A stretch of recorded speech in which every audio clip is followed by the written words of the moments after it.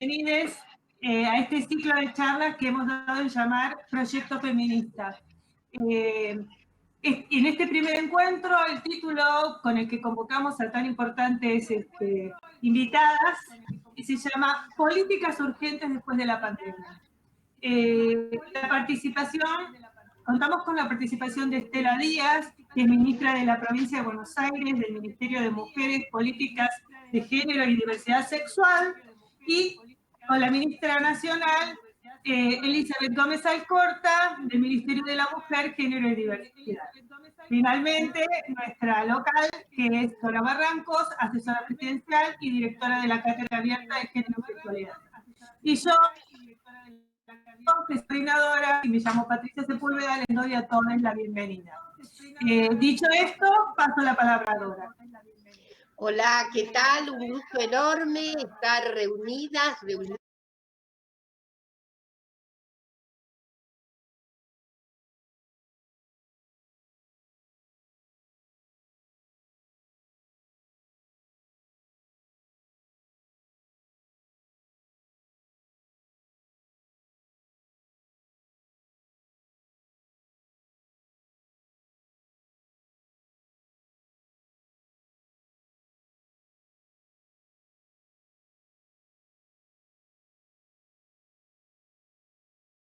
Sobre todo a lo que están pensando en términos de resolutividad, de primera acción,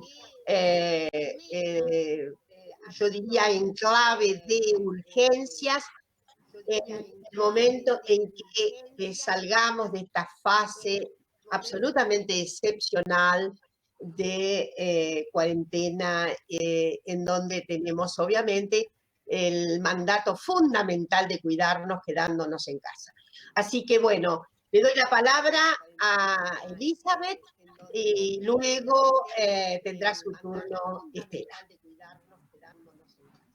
Así que bueno. Bueno, no los veo a todos, ahora voy a ver ahí estamos. Hola, ¿cómo les va? Mucho gusto a todas, querida Estela, querida Dora. Nos estamos viendo todo el tiempo, a pesar del aislamiento. A ver, un poco la convocatoria era tratar de no... para poder entender las políticas hacia el futuro, partir desde las situaciones que esta coyuntura en particular, tan extraña en nuestra vida y tan extraña para la política, cuando la pensamos en clave de la agenda de género. Decir que en principio esta pandemia se produce en nuestro país, digamos en particular, luego de un periodo de 4 años de políticas neoliberales en donde la agenda propia de género venía muy relegada, digo, porque esto también es poder saber cuál es la línea de base en la cual nosotras hoy partimos, de hecho, tanto inaugurando el Ministerio Estela como yo, digamos, nosotros estamos partiendo con una nueva institucionalidad en una línea de base respecto a políticas que venían muy desfinanciadas, que venían muy dejadas de lado y sobre todo muy jerarquizadas. Además de una situación social y económica, a la cual no me voy a referir, pero es importante porque eso también tiene implicancias sobre las políticas actuales, sobre el impacto actual de la emergencia y sobre las políticas futuras. En ese sentido, decirles que nosotras no tenemos dudas que el impacto diferencial, o si uno quiere pensar con perspectiva de género, la emergencia tiene un impacto altamente diferencial para las mujeres que para los varones, las mujeres y las diversidades y para los varones. Cuando pensamos tanto en la agenda, como ahora voy a tratar simplemente de listar, la agenda en clave de violencia, la agenda en clave de igualdad, la agenda en clave de cuidados, vamos a ver que a esa línea de base que veníamos con un alto retroceso, nos encuentra en un momento en donde la salida de la emergencia nos va a dejar aún más atrás del lugar en el que estábamos. ¿Y por qué digo esto? En principio porque en relación a las violencias, no es que voy a adentrarme mucho, pero solamente decir que efectivamente, como sabemos que las violencias por motivos de género están fuertemente vinculadas, sobre todo a aquellas violencias físicas y psicológicas, al ámbito intrafamiliar, lo cierto es que la situación que llega, el aislamiento preventivo obligatorio, estar 50 días dentro del hogar, no con menos posibilidades digamos, de tener contacto y sostener ciertas redes, pero además con un alto nivel de impunidad para los agresores por el hecho de encontrarse dentro digamos, de su propio ámbito donde se sienten soberanos, por decirlo de alguna forma, ha hecho que los riesgos de esta violencia aumentaran.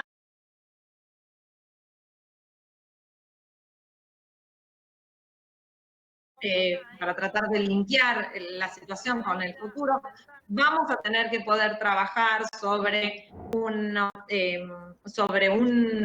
monitoreo del impacto que tuvo el aislamiento en las violencias, más allá de algunas informaciones que nosotras vamos reconstruyendo a medida que va sucediendo, como sobre todo el impacto que pueden tener las políticas vinculadas a todos aquellos dispositivos que no son presenciales, como las líneas 144, pero como un montón de líneas provinciales o canales de WhatsApp, digamos, todos aquellos dispositivos que no son presenciales en una instancia como en esta cobran una relevancia muy superior. Lo cierto es que de todas formas también vemos que las denuncias penales, las denuncias, digamos, sobre violencia, cualquiera de los fueros, se ven reducidas. Entonces nosotros estos dispositivos estatales de abordaje de las violencias, a la vez que en todo el país se ven disminuidas las denuncias. Entonces, una parte de lo que vamos a tener que reconstruir, porque es un mapa que nos va a servir mucho, es ver cuál es el impacto, porque de algún modo, y que se entienda bien lo que voy a decir, hay una situación media de laboratorio que nos da el aislamiento, ¿sí? ¿Por qué? Porque hay algunas variables que no se modifican, y es muy difícil poder medir cuando uno está pensando en políticas públicas o cuando uno está pensando en la investigación, sea cual sea, cuál es el peso de ciertas variables. Lo cierto es que en este contexto tan particular, donde las variables no las decidimos nosotros, sino están vinculadas a una pandemia, hay una oportunidad para medir algunas variables. Y pongo en link esto con los femicidios, ¿sí? ¿Por qué? Cuando nosotras podemos hoy sostener, en principio, porque los números son a priori, ¿no?, que bajan todos los delitos, menos los femicidios, pocas veces podemos tener una evidencia empírica tan clara de cuán estructural es este delito. Y deja una circunstancia como la que estamos viviendo hoy, con ese número casi intacto, esa estructuralidad de la violencia machista, que nosotras lo sostenemos, lo decimos, lo escribimos, lo ponemos, y que esta circunstancia nos la deja muy al descubierto, ¿no? Muy desnuda, muy...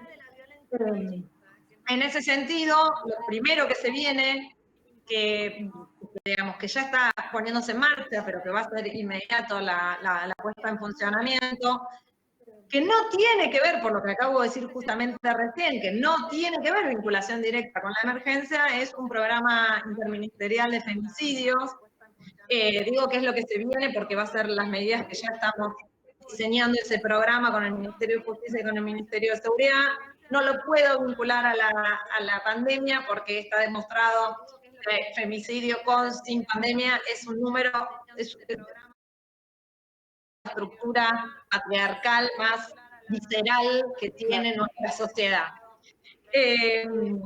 Me parece que esto vinculado a las violencias, para tratar de apuntar a distintos temas. Vinculado al sistema de cuidados, a la organización social de los cuidados, decir que pocas veces también, digo, una emergencia como la que estamos viviendo puede dejar tan al descubierto Este trabajo invisibilizado, este trabajo que se le llama tarea, está mal, y por eso yo me corrijo cada vez que vuelvo a hablar de las tareas, porque es el trabajo. Cuando nosotros encontramos hoy que efectivamente ese trabajo se concentra al doble, al triple o al cuádruple dentro de las organizaciones familiares, porque no solamente se vincula con las tareas de limpieza y de cotidianeidad, de sostenimiento de un hogar, sino además se superpone con una tarea que hace 100 años dejamos de cumplir las mujeres, que era educar más de 100 años a nuestros propios hijos, hijas.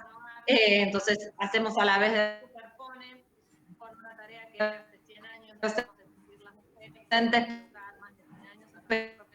pero esto es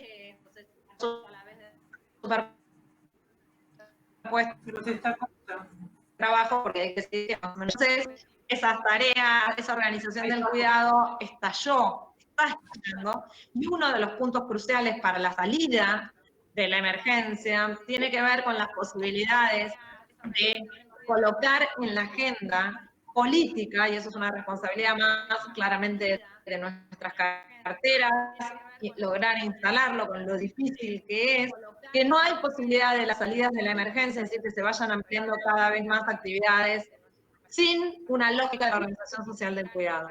Vinculado centralmente en que sabemos que casi la última medida que se va a tomar de la salida total de la emergencia va a ser la vuelta de los chicos y las chicas, y los niños, niñas, adolescentes a las escuelas. Quiere decir que mientras los niños y niñas no vayan a la escuela, vamos a tener un problema, y ya lo estamos teniendo, de hecho, con algunos fallos vinculados a las tareas, al cuidado de los hijos, de tareas de mujeres, tareas esenciales, que son jefas de familia. Entonces sí hay una posibilidad, en parte, de poner en el tapete la organización social del cuidado. Hay una obligación que es tomar una serie de acciones. Nosotros estamos llevando adelante una serie de recomendaciones para las provincias, porque lo estamos mandando esta semana, para que cada provincia pueda realizar sus propias políticas de cómo reorganizar el cuidado en la salida de la emergencia. Y en materia de igualdad, decir centrar las desigualdades, desigualdad que existían en todos los ámbitos, pero voy a tomar uno particular, que es en el ámbito laboral, que es la brecha para el acceso, no solamente para el acceso al trabajo, sino la brecha vinculada a la formalidad y la brecha salarial, entre tantos otros, porque sabemos que son otros los componentes que nos pueden permitir pensar las desigualdades en el mundo del trabajo. Hace, por un lado, que tenga un impacto mayor. Sí. No te escucho. Estás con el micrófono tapado vos. Lo que hay que hacer es mutear el micrófono, que se escuche mejor tu voz, Elizabeth, porque se está escuchando como un eco. Así que si nosotras, Dora y Estela, hacemos silencio, que se escuche mejor tu voz, Elizabeth, porque se está escuchando como un eco.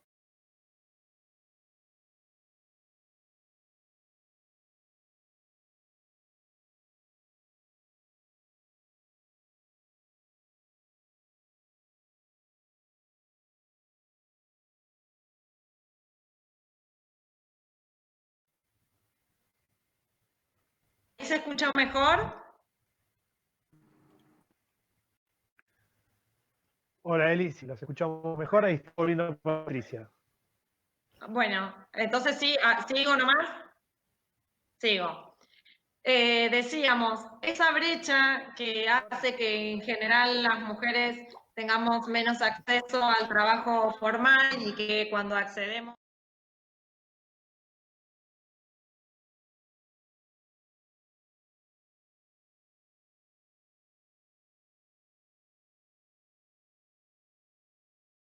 en este contexto de la emergencia, seamos las que más perdemos, porque son trabajos que claramente no se pueden, no tienen garantizados una serie de derechos que en principio, y gracias a también un esfuerzo muy grande que está haciendo el gobierno nacional, para poder sostener el cobro de sus salarios. Por cierto que todos aquellos y aquellas que trabajan en el mercado informal o que trabajan con precariedad son los grandes, son aquellos que no pueden acceder a, digamos, al sostenimiento de esos trabajos o de los salarios de esos trabajos. Por lo tanto,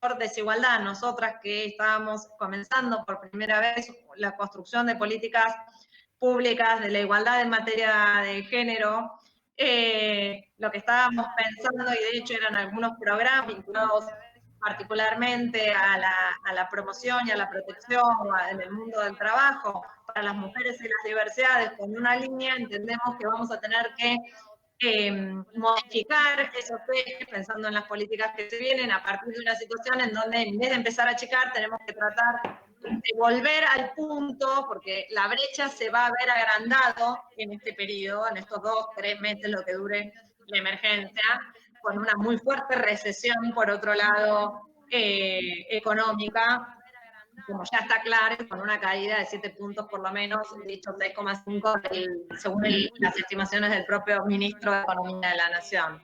Entonces, nosotros entendemos que vamos a tener que reformular esa planificación que teníamos pensado, algunos proyectos, digamos, reformular esos proyectos con vistas más bien vinculadas a pensar políticas de apoyo fiscal, de promoción fiscal, o políticas vinculadas a la promoción de producción o de crédito, de microcréditos específicos para mujeres, con la idea ya no de achicar la brecha, como decía antes, sino hacer que esta gran extensión que hubo en este periodo no se siga agrandando centralmente, para frenar eso. Por último, pues yo estoy en los 15 minutos, me parece que hay un cuarto eje que no quiero dejar de mencionar, que tiene que ver con la salud o con los derechos de la salud reproductiva, teniendo en cuenta que las estimaciones a nivel mundial de la suba de la tasa de embarazo en este periodo es muy alta, se están contando en miles de millones en todo el mundo. Más allá de que durante este periodo hemos intentado sostener y a partir de las políticas que lleva adelante el Ministerio de Salud, el mantenimiento digamos, el sostenimiento de las políticas de anticoncepción y la entrega de anticonceptivos. Lo cierto es que todo nos indica, y esto lo vamos a poder evaluar de acá a un periodo de tiempo muy, muy corto, es cuál es el impacto real al respecto en nuestro país. Además, no puedo dejar de mencionar que en el momento en donde se dispuso, se decretó el aislamiento, era la semana en la que se iba a comenzar el tratamiento del proyecto de la interrupción legal segura del embarazo. Esperamos que vuelva, ayer lo anunció el presidente, prontamente a la agenda, entendemos que es absolutamente central poder trabajar en lo inmediato con la agenda del proyecto de aborto en el Congreso. Esperamos sin lugar a dudas que antes de fin de año podamos gozar de un nuevo derecho para las mujeres en nuestro país. Sin lugar a dudas entendemos que hay un desafío, que es un desafío histórico de las políticas o de los feminismos y en nuestro caso ahora de las políticas estatales en relación a la agenda de género, que se impone mucho más que nunca, que tiene que ver con en un momento tan difícil en términos económicos y sociales, con tanto retroceso en materia de producción, de industria, de trabajo, creo que el desafío más grande que tenemos nosotras, digo, lo pienso con Estela, es asegurar que en los gobiernos no se suponga ni se presuponga ni se mire que las políticas de género es algo que pueda estar vinculado exclusivamente a los ministerios de las mujeres. Eso sería la certeza de que en todas las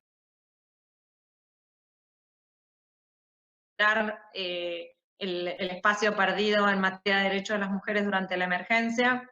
Creo que ese es el desafío más grande en términos de institucionalidad que nos espera por delante. Sabemos que para poder amortiguar el enorme golpe que va a tener en los derechos de las mujeres, las consecuencias de la emergencia, necesitamos políticas con perspectiva de género transversales en cada una de las áreas. Ese es el desafío central que yo siento que estoy teniendo en vistas a lo que se viene después de. Seguramente hay muchas de las cosas que somos conscientes, es que hay algunos impactos que todavía nos cuesta medir, y hay muchos impactos que todavía no logramos visualizar.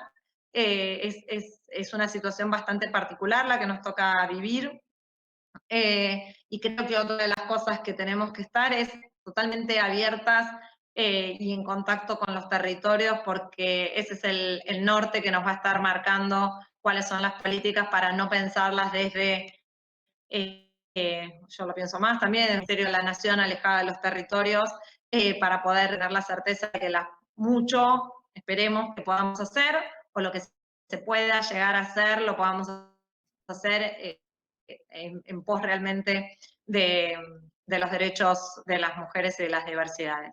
Bueno, 19 minutos, entre 15 y 20, cumplí con el cometido. Excelente. Muchísimas gracias, Eli. Muchísimas gracias. Enorme claridad.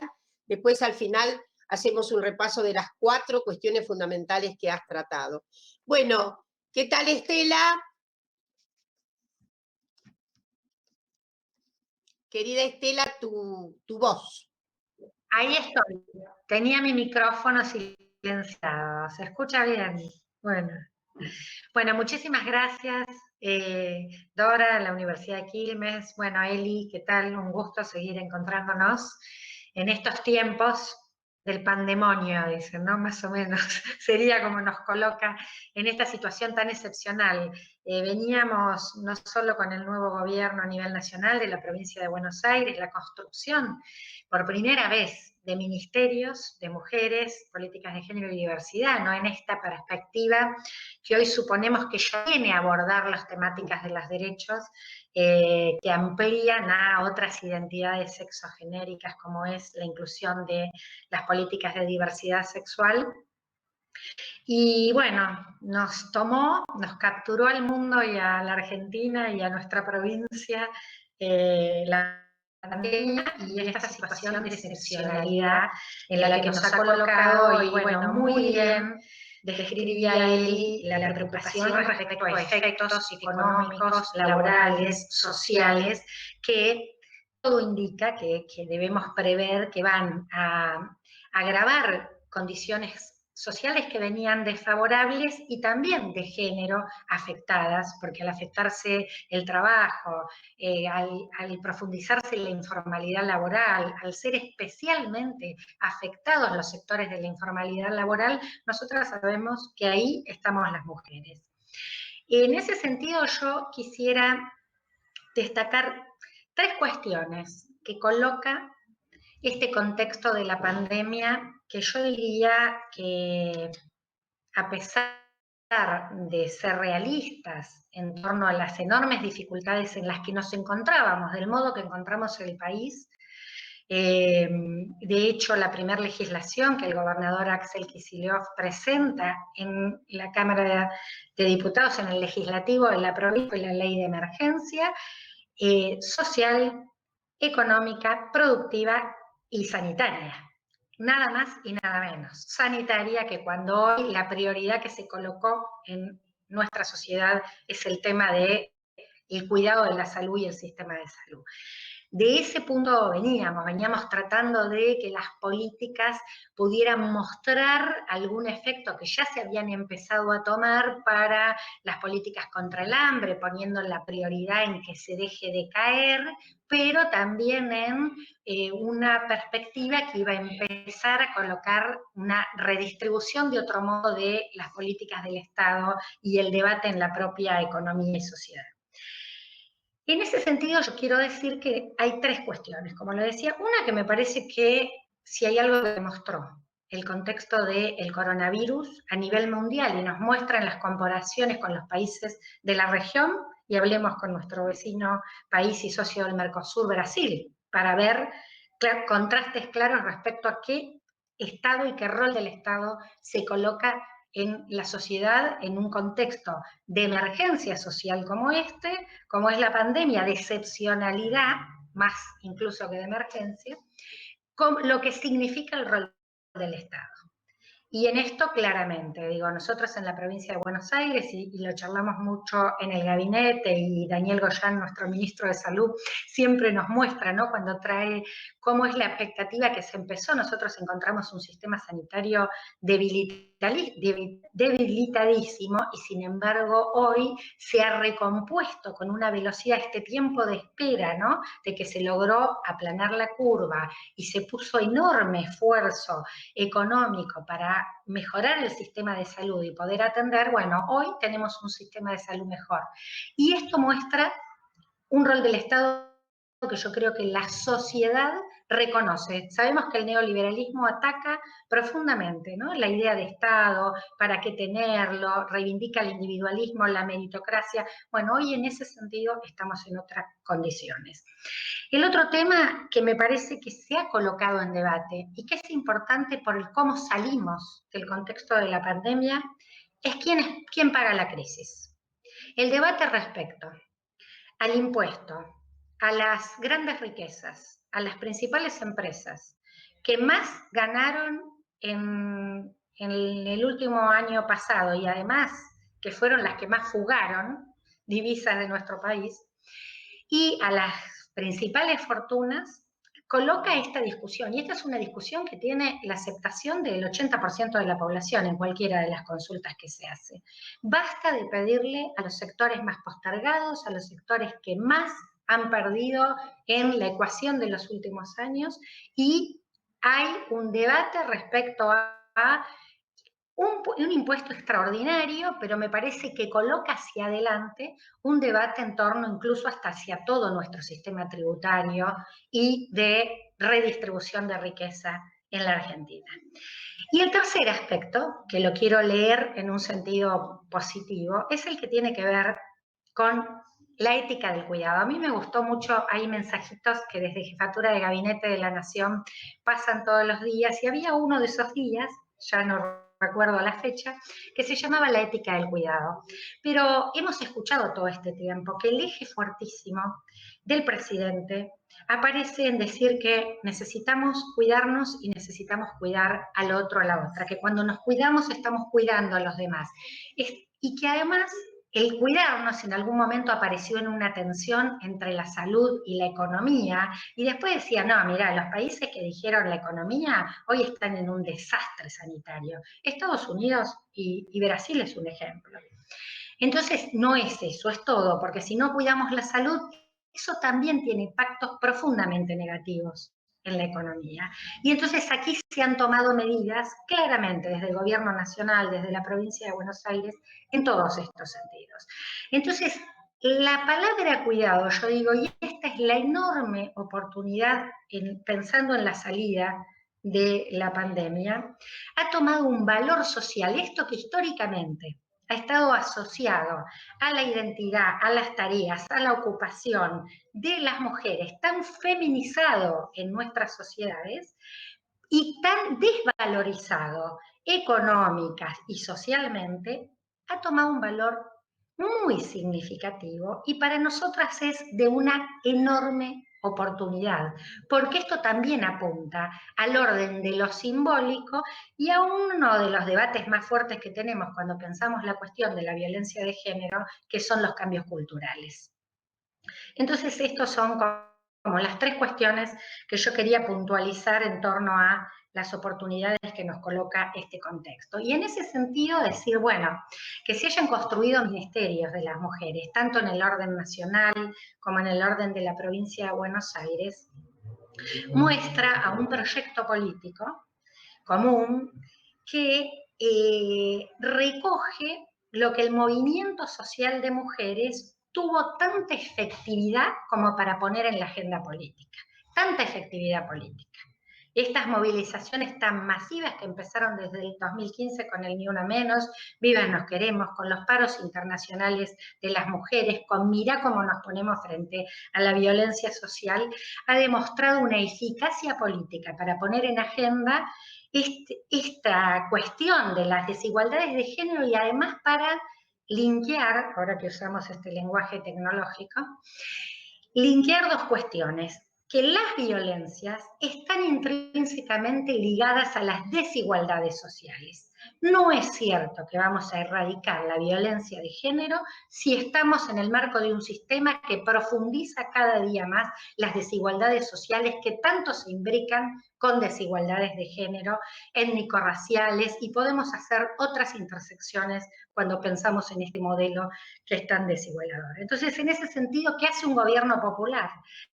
Toma, como ha hecho el peronismo, los gobiernos nacional populares, estos frentismos que toman lo que ha sido una demanda social para transformarlo en política de gestión, para en los planos de la institucionalidad del Estado llevar adelante políticas públicas. Bueno, nos han convocado a militantes, a quienes venimos de la arena de la pelea y de la militancia para que estemos llevando adelante y al frente estos nuevos ministerios. Y en este sentido el ministerio, creo que me quedan 5 minutos, ¿estoy bien? Para redondear ahí la última parte de mis ideas.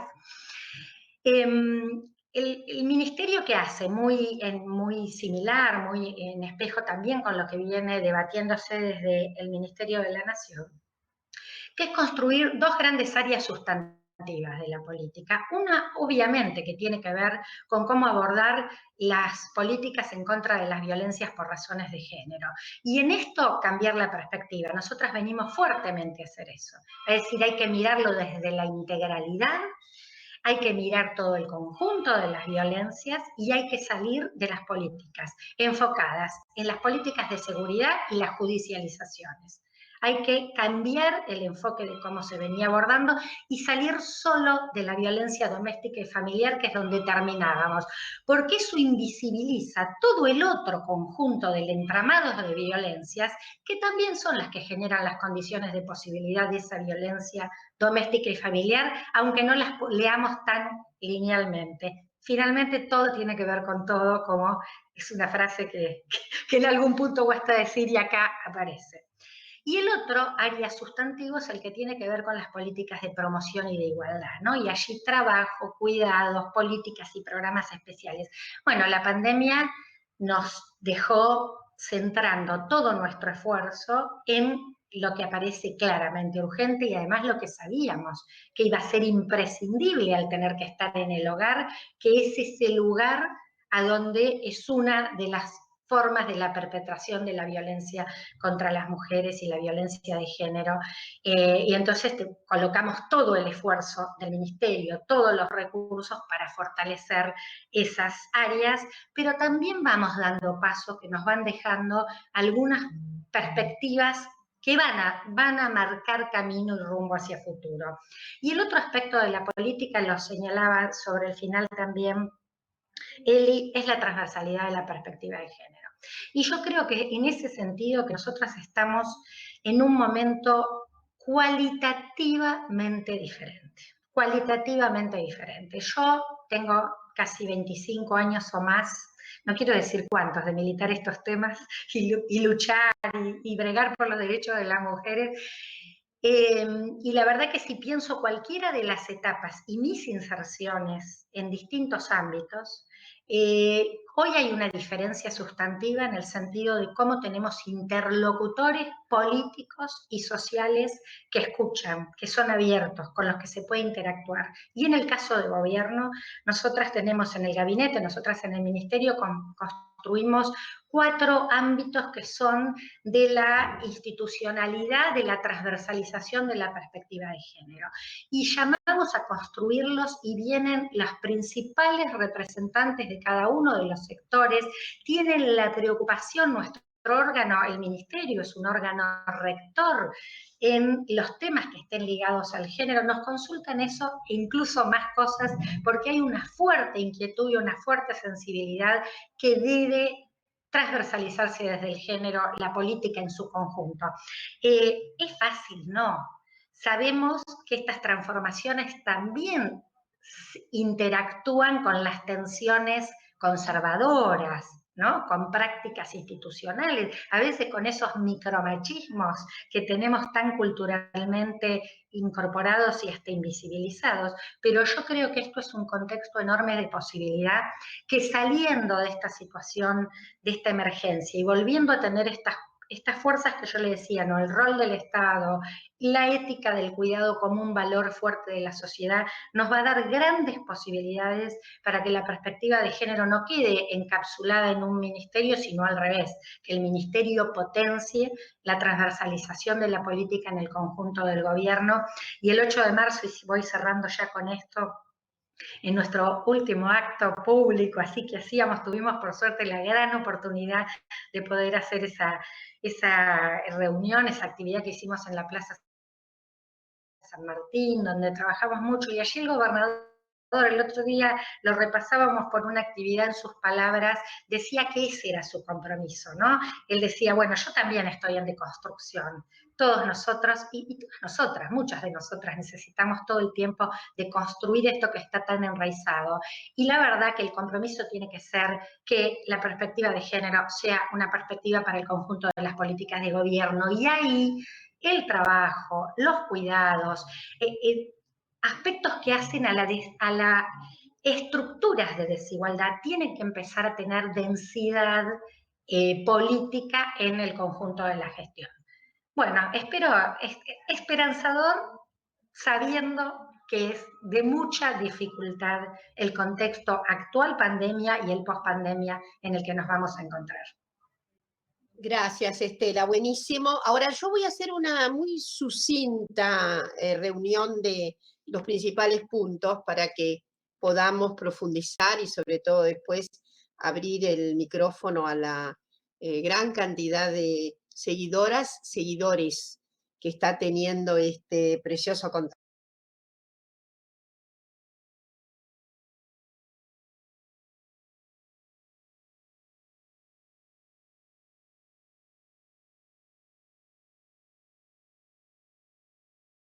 Completamente los otros delitos, en fin, lo que serían las acciones antisociales, y sin embargo puso al rojo vivo, obviamente, una constatación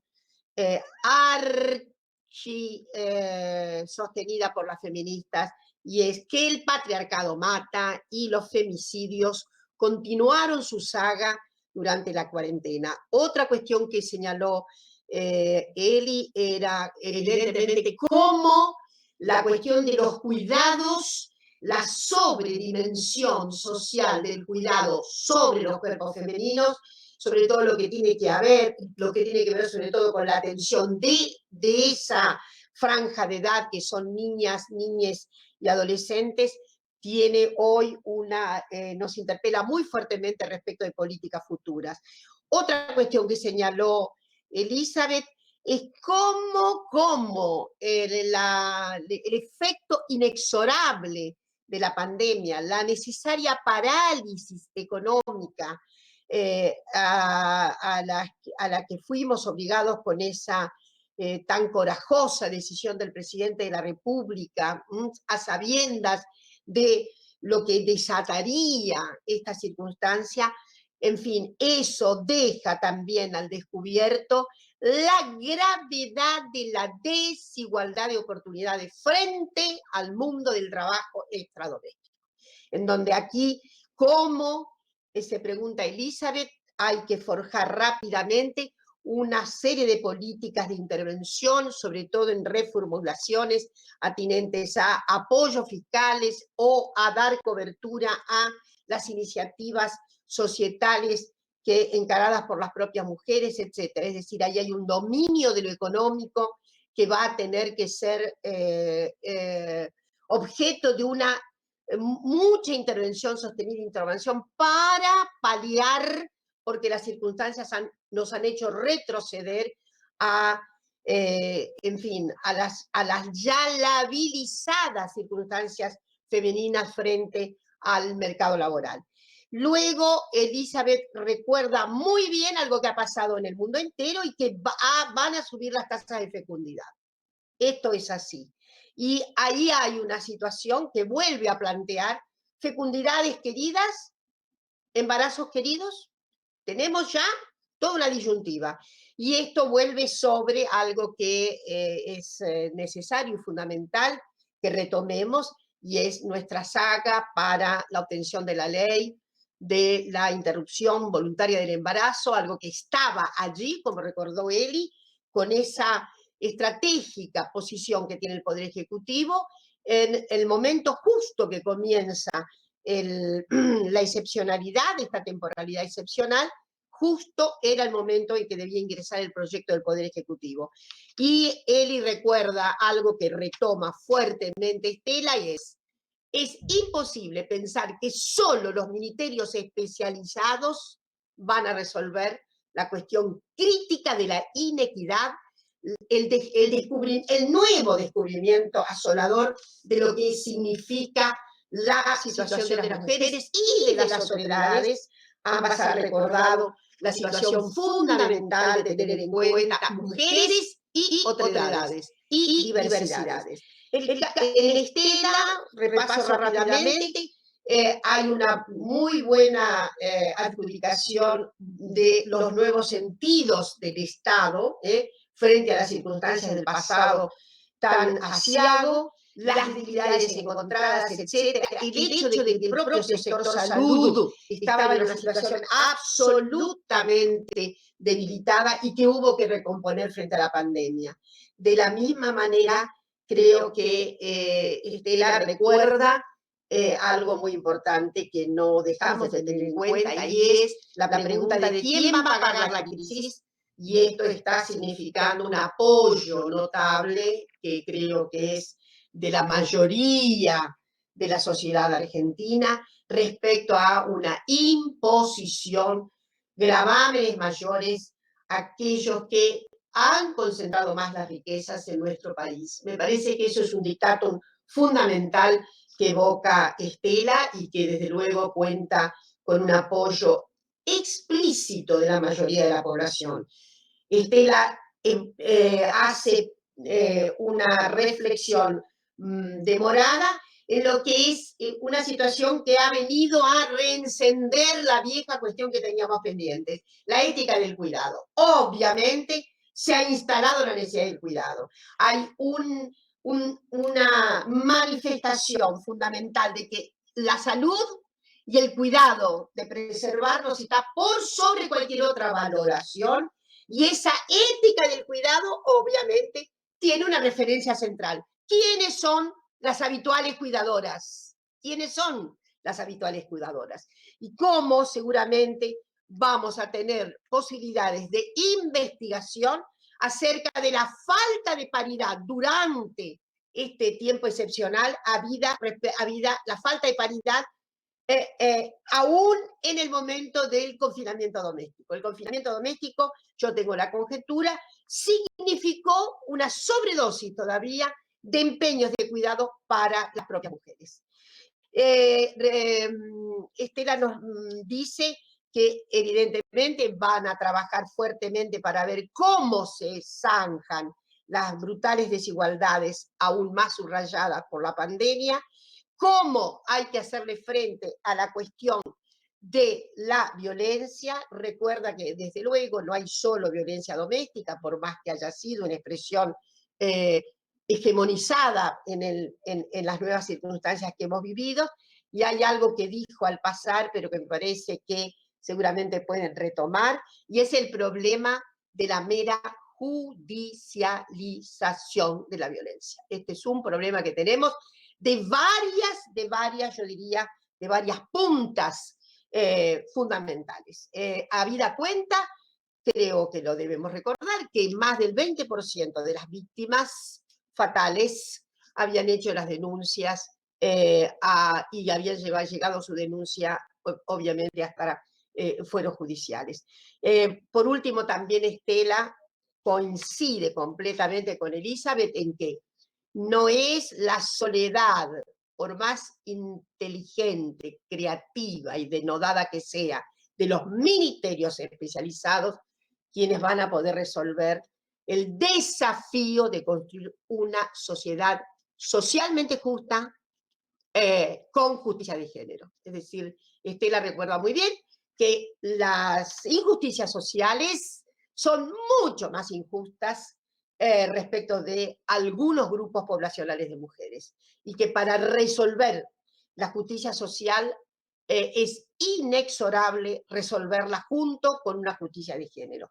En fin, me gustaría provocarlas a ambas con relación a el problema de a veces ¿cómo diré?, la esfera con que nos entusiasmamos muchas feministas, aunque de mi parte siempre hemos tenido de nuestra parte, digo, hemos tenido prudencia, respecto de cómo le hacemos a la cuestión fundamental de la prevención de las violencias, cómo hacemos con las judicializaciones en todo caso, esto por un lado, y cómo hacemos, evidentemente, para ir paliando la sobregestión de cuidados que reposan en cuerpos femeninos. Esos serían los dos temas. Antes que respondan, yo voy a retomar un poco las preguntas que llegaron por el correo y por chat. En general, han tomado esto que vos decías, Estela, y que acaba de repetir Dora, respecto de la judicialización de la violencia y qué hacer si más penas a los violadores, etcétera. El botón antipánico, la perimetral, todo eso ha resonado, y me parece que está bueno que profundices en el carácter estructural de estas violencias y en ideas para empezar a resolver estos temas de estas situaciones de violencia y entenderlas de modo más estructural. Después hay otra participación que por correo también, que plantea si hay capacitaciones respecto a los periodistas, porque parece que en la zona de Entre Ríos, cuando la campaña de barbijo rojo, respondieron los periodistas con comentarios sumamente misóginos y hubo repudios, pero bueno, hay como una resistencia, un núcleo duro ahí de resistencia. Por otra parte, por YouTube, una de las compañeras dice, Zaida, que recuerden que hay personas que están traumatizadas por violencia de género y que no están teniendo tratamiento terapéutico, y eso pensando en la futura y en la salida. Y bueno, y revisar los mecanismos de denuncia en la provincia de Buenos Aires, porque están en los servicios locales, en general hay gente que no tiene perspectiva de género. Bueno, estos son los planteos que aparecen en YouTube. Y hasta ahí llegué. No hay, a mí lo que más me preocupa, digamos, es que el tema de la naturalización de los trabajos de cuidado no han aparecido en ninguna de las preguntas. A nadie le parece que eso sea un tema, sino que lo único que nos preocupa es, bueno, que no deja de ser preocupante, pero la violencia, pero nadie hace pie en eso, ni en quién va a pagar la crisis, sino solamente eso. Así que yo preferiría que también retomemos el tema de los cuidados, porque me parece que es un aspecto fundamental. Y bueno, y eso es todo. Sí, si quieren yo hago una pequeña intervención porque en 5 minutitos salgo un segundo y vuelvo. Entonces prefiero adelantarme un chiquitín, Estela. Voy a hacer como solamente algún pantallazo, porque son temas que podrían llevarnos un rato bastante largo cada uno. Sobre prevención, nosotras desde el Ministerio en particular estamos trabajando para lanzar la primera campaña integral de prevención de Nación, que en breve vamos a estar contándola, digamos que es bastante amplia, por eso es una campaña integral, y para nosotros hay un foco en el cual la provincia además viene trabajando mucho y muy bien, que para nosotros es muy clave, que es poder trabajar vinculado a las masculinidades como una de las líneas de prevención más importantes, no porque no haya otras, pero digo sobre todo porque había mucha vacancia sobre eso. Digamos, es una línea que nosotros sabemos, por lo que hemos estudiado, es muy efectiva. Entonces, esa es una de las líneas, no voy a decir mucho más, digamos, con las que nosotras pensamos trabajar. Sobre la situación vinculada a la justicia, nosotros creemos que, digamos, no sé, que es un momento bastante particular el que estamos viviendo. Nosotros creemos que salvo las violencias, digamos que no todas las violencias, el camino para abordarlas es las denuncias.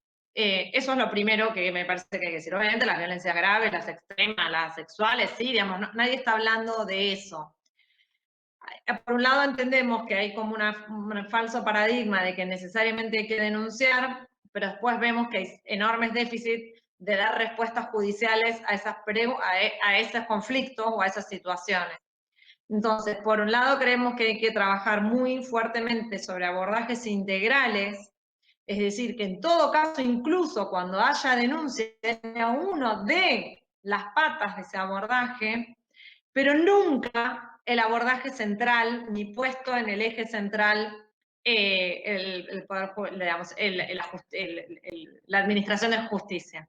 Creemos que hay que trabajar, que es parte de lo que nosotros estamos como poniendo en línea para el Plan Nacional de Acción, que hay que trabajar con un acceso a la justicia de cercanía, de mayor facilidad, que ese primer acercamiento a la justicia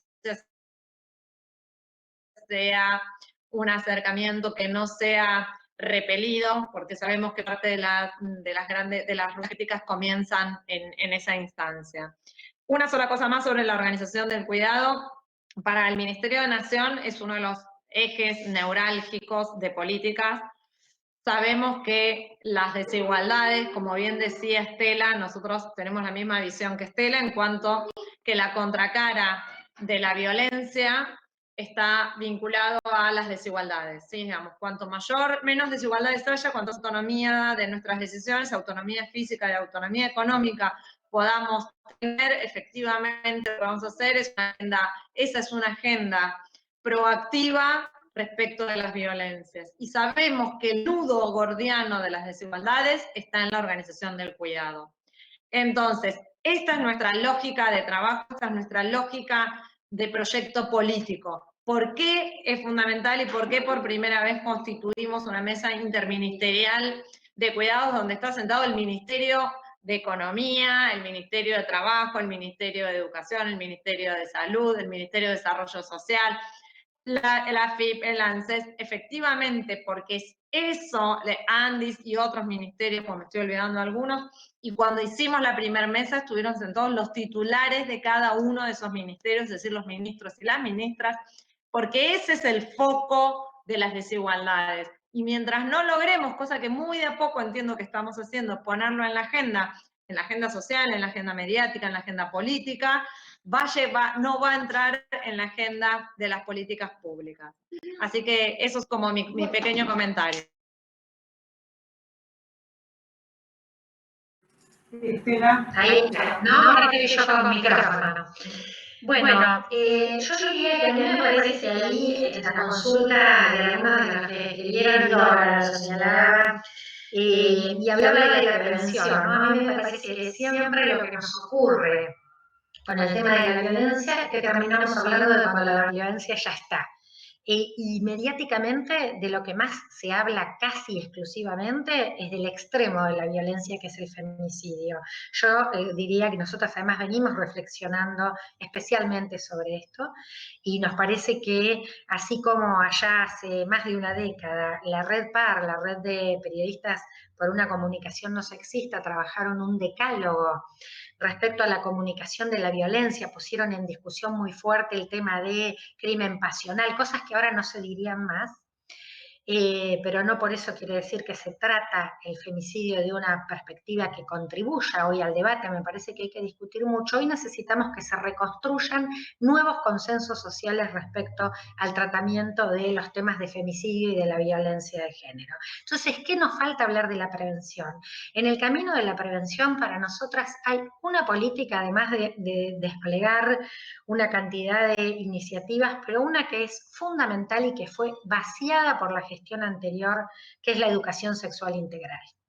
Porque esta es una política universal para la niñez, porque llega desde los primeros niveles de la educación y recorre todo el espectro educativo, pero además lo recorre no solo como contenido, sino como una visión estructural de la educación e institucional, ¿no? Revisar esos que se llaman los currículum ocultos, que tanto tiene que ver con que la educación sigue no siendo igualitaria, a pesar que aparentemente sí lo sea. Hay expectativas diferenciales para varones y para mujeres, y eso después también impacta en los trayectos de las decisiones o las elecciones de la vida. A mí me llamó mucho la atención, teníamos una reunión con el área de comunicación de la provincia por temas que estamos trabajando de conjunto, y nos contaban que en las carreras informáticas ha decrecido la presencia de mujeres, llamativamente, ¿no?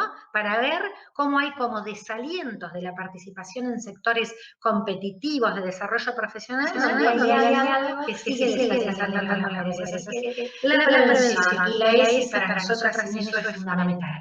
Y él lo señalaba, el tema de masculinidades, había una gran vacancia en este tema. Nosotras nos ocupamos las 2-3 décadas que se ha debatido públicamente del tema de la violencia, centradas en las víctimas, con todas las deficiencias y de lo poco que se ha puesto a disposición de las víctimas y la fragmentariedad, pero estaba centrada ahí. Bueno, ya hace un tiempo que se viene diciendo, bueno, no alcanza con esto, tenemos que hablar de las masculinidades. Tenemos en el Ministerio una dirección que la llamamos de masculinidades para la igualdad, y se vienen discutiendo políticas en dos sentidos. Por un lado, en el de los dispositivos, para qué hacer con los violentos, y vamos a estar lanzando algunas políticas en estos días inminentes. Y el otro tema es repensar culturalmente las masculinidades. Fue muy llamativo, estamos haciendo conversatorios que los llamamos diálogos indispensables en tiempo de pandemia, y uno de los que tuvo más visitas fue el de masculinidades. Fue impresionante el impacto y la expectativa que esto generó, y nos parece crucial. En torno en el tema de cuidados, yo creo tal cual se dice, ¿no? Es un tema que estructuralmente está en la base de las desigualdades, y nosotras podemos tener una expectativa, y me parece que va a ser interesante cómo vamos estudiando qué está pasando con los cuidados ahora que estamos 24/24 en las casas. Dora decía, creo que debe haber una sobrecarga de cuidados para las mujeres. Nosotras hemos hecho campañas, el Ministerio de la Nación también, diciendo, bueno, es una oportunidad para que redistribuyamos cuidados. Y ahí me parece que hay, de modo de debate de modelo más fuerte, que necesita discutir políticas que también se ligan en torno a las políticas de empleo. Nosotras ya veníamos con diálogos con cámaras empresarias, con empresarias mujeres que vienen haciendo una agenda. Justo estamos por hacer una reunión la semana que viene con los sectores PYME, MIPYME, viendo cómo además a las mujeres empresarias también especialmente las afecta. Y ahí me parece que hay que hacer un debate en torno a las horas. Ahí hay una relación de tiempo, de trabajo y de tiempo de cuidados que nos hace a las mujeres sufrir pobreza de tiempo. Y ahí me parece que Hay que pensar eso a la vez que hay que pensar cómo determinados servicios de cuidado empiezan claramente a ser parte del trabajo, ¿no? De adultos mayores, de personas dependientes, de la niñez. Bueno, ahí hay todo un tema que requiere una fuerte intervención. Y por último, decir algo en relación a lo que señalaban de los dispositivos y las medidas. Nosotras estamos trabajando y ha habido muchos casos en este tiempo de pandemia que tuvimos un aumento muy significativo de las consultas en las líneas telefónicas, que incorporamos las líneas de WhatsApp. Nosotros reforzamos mucho lo que llamamos la mesa de casos críticos y alto riesgo, que es una mesa con abogadas, psicólogas, trabajadoras sociales, que trabaja todo el tiempo, que ha atendido más de 600 casos en este primer trimestre del año, casos graves que no han parado horas a veces de intervención hasta que logran la salida de la situación de riesgo. Es bueno destacar que esto pasa, y en muchos casos lo que también empezamos a trabajar más fuerte es que si se sale la mujer de la casa, sea en el momento de sacarla del riesgo, pero que se tomen políticas para que garanticen sacar al agresor. Y por ejemplo, el botón antipánico ha tenido bastante fracaso. Pero las tobilleras, que habrá que reformarlas y mejorar algún tema de su dispositivo, han sido muy efectivas. ¿Y qué nos ha hecho en muchos casos? Obligar a la varón hasta ir a cambiar su domicilio. Basta de poner en la mujer la responsabilidad. Cambiar su domicilio porque tiene 1000 metros de cercanía donde no se puede acercar y donde está monitoreado por el servicio penitenciario y policía. Si él lo viola, inmediatamente van y lo detienen y no está en responsabilidad de la mujer. Me parece que estas cosas están funcionando, los hemos estado colocando en muchos lugares en la provincia donde no había convenios y habrá que ir mejorando estas cosas, pero también son respuestas que se están dando y hay que seguir articulando. Nosotras mañana tenemos una reunión con equipos de salud, de educación, de niñez, de justicia y de género para pensar cómo se articulan ya estos dispositivos en territorio, porque hoy también está cambiando la demanda. Día a día viene cambiando en función del aislamiento y la pandemia, y hoy también necesitamos que haya no solo atención remota, sino también atención presencial. Yo quiero decir una sola cosita. Me parece que todo esto que estamos hablando, no sé si ustedes comparten, el aislamiento ha producido una politización de la vida doméstica y ha puesto en evidencia todas estas cosas que sin COVID no las estaban como más ocultas, y este aislamiento ha producido eso, la politización. Ahora se ha hecho visible. El tema es, nuevamente, cómo controlamos el relato para cuando no nos quieran volver a decir, bueno, ahora volvimos a la normalidad y todo esto se olvida, ¿no?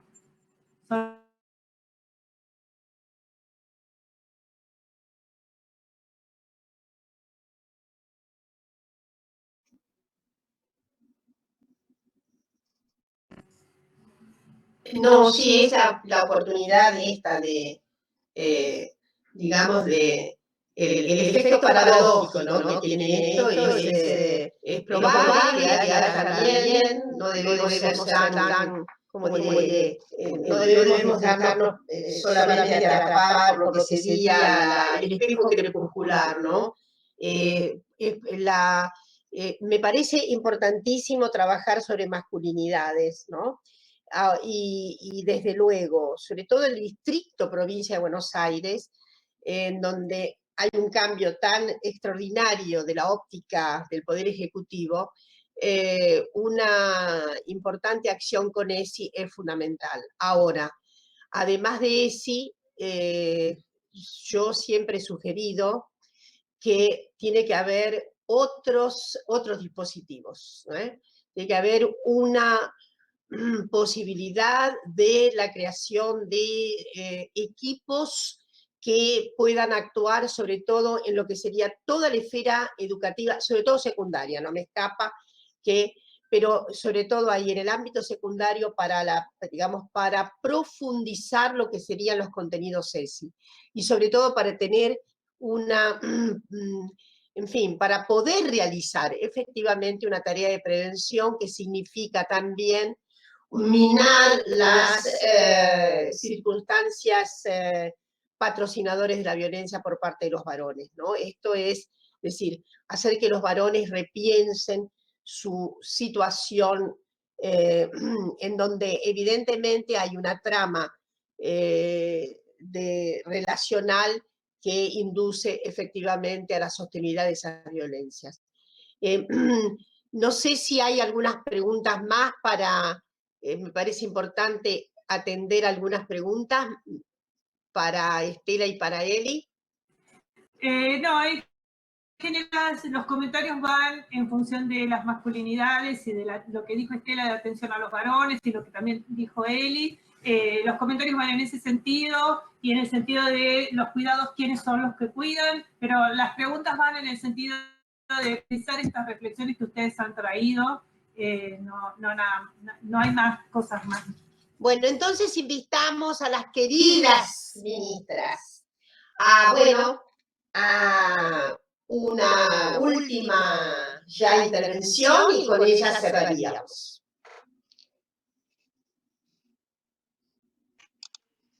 Bueno, primero agradecerles mucho la posibilidad del encuentro, la posibilidad de pensar juntas, que es el modo en que en general pensamos las feministas. Recién anotaba juventudes, secundarios, me anoté lo que acaba de decir Dora, digamos, esta capacidad que tenemos de estar todo el tiempo en redes pensando y articulando.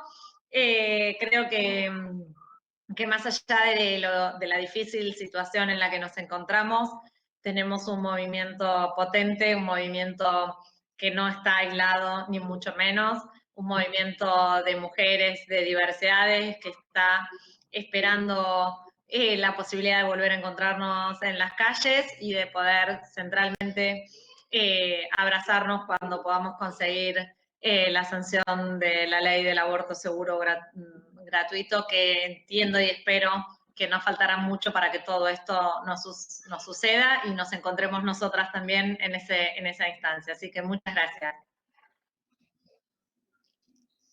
Estela. Bueno, también agradecerles muchísimo esta oportunidad, es un gusto intercambiar y bueno, siempre es eso, ¿no?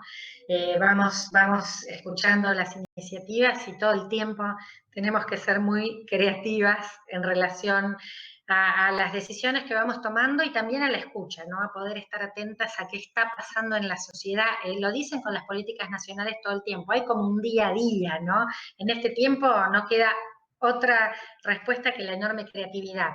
Decirles que además este diálogo lo estamos haciendo en un día muy especial porque es el 7 de mayo, es el 101 natalicio de Evita, que entonces para pensar en mujeres inspiradoras, sin lugar a dudas, si ha habido una gran inspiradora ha sido ella, y recordarla en este sentido, no solo por lo que más la pensamos que es el voto femenino, sino que ella llamó justamente a las mujeres a organizarse. Y Evita tienen un libro que ha sido muy controvertido porque es un libro que transita en la tensión entre el lugar tradicional de la mujer y el transformador, como es La razón de mi vida, un capítulo que se llama El hogar o la fábrica, y donde ella plantea, cuando todavía ninguna de las teóricas feministas había escrito sobre este tema, la cuestión del trabajo de cuidado. La cuestión, por lo menos en nuestro continente, Isabel Larguía lo hizo varios años después, y ella habla de esa tensión, y que para la mujer, el hogar, incluso hay un cuestionamiento al amor romántico en ese capítulo, a donde dice ese lugar que nos dicen que es el placer, puede muy rápidamente transformarse en un infierno. Entonces las mujeres necesitan autonomía económica. Bueno, ha pasado mucho tiempo, hemos avanzado en muchas cosas, pero tenemos una agenda muy pendiente todavía y la tenemos que llevar adelante en estos tiempos históricos que nos tocan y con los desafíos tan particulares que nos da esta coyuntura. Y bueno, como siempre sabemos hacer, mirar con preocupación el contexto, pero tener el optimismo de la voluntad presente siempre para pensar que podemos incluso salir distintas y salir de este contexto mejores, ¿no? Transformando situaciones que ha habido históricamente de desigualdad. Así que abrazarlas a todas. Que anteveo que yo estoy viendo cuatro, pero bueno, creo que hay más oyentas y oyentes. Bueno, muchísimas gracias, finalmente creo que Patricia diga algo, gracias Patricia, muchísimas gracias querida Elizabeth, muchísimas gracias querida Estela, por habernos también evocado la figura de Evita, esa gran insurgente. Así que les deseamos lo mejor y saben que están muy acompañadas. Felizmente tenemos dos mujeres de mucha inteligencia, de mucha convicción, de mucho vigor, y efectivamente habrá transformaciones. Así que en nombre de la Cátedra Abierta de Género y Sexualidad de nuestra querida Universidad Nacional de Quilmes, un abrazo grande, arriba los corazones. Bueno, yo ya me lo dijo todo Barrancos, suele pasar, esa es nuestra situación. Pero acá lo que estoy contándoles es que en YouTube y por el mail han llegado agradecimientos enormes por la forma en la que ustedes plantearon sus ideas y por ayudarnos a pensar en red y poner en una estructura mucho más amplia situaciones conflictivas. Yo por mi parte les agradezco porque toda la forma en la que ustedes han articulado las ideas me ha permitido a mí poner en mejor situación las cosas, por lo que veo a todos nuestros asistentes que les agradecen una enormidad. Muchas gracias. Bueno. Gracias.